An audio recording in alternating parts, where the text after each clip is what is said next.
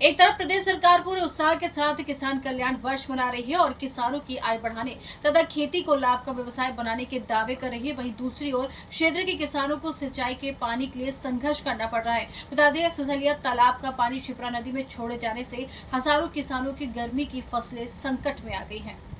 क्षेत्र के किसान मुख्य रूप से नहर के पानी पर निर्भर हैं। किसानों ने भारी लागत लगाकर अपनी फसलें बोई हैं, लेकिन पिछले मात्र 15 दिनों में नहर का पानी 2 बार बंद कर दिया गया। नतीजतन खेतों में खड़ी फसलें सूखने की कगार पर पहुंच गई है और किसानों की चिंता लगातार बढ़ती जा रही है। किसानों का कहना है कि फसल के महत्वपूर्ण समय पर पानी नहीं मिलने से उत्पादन पर गंभीर असर पड़ सकता है। यदि जल्द ही नियमित सिंचाई व्यवस्था बहाल नहीं की गई तो हजारों एकड़ भूमि की फसल प्रभावित होगी और किसानों को लाखों रुपए का आर्थिक नुकसान उठाना पड़ सकता है। पहले से ही बढ़ती लागत, महंगे बीज, खाद और कृषि कार्यों में खर्च से जूझ रहे किसानों के सामने अब सिंचाई का नया संकट खड़ा हो गया। सवाल बड़ा है कि प्रदेश में किसान कल्याण वर्ष मनाया जा रहा, तब किसानों की जीवन रेखा माने जाने वाले सिंचाई जल के खेतों तक पहुंचने के बजाय अन्य क्षेत्रों में क्यों भेजा जा रहा है।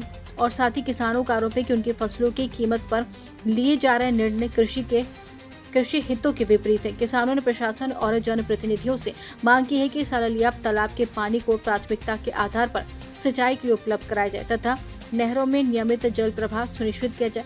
किसानों ने चेतावनी दी कि यदि शीघ्र उचित कदम नहीं उठाए गए तो वे आंदोलन का रास्ता अपनाने को मजबूर होंगे।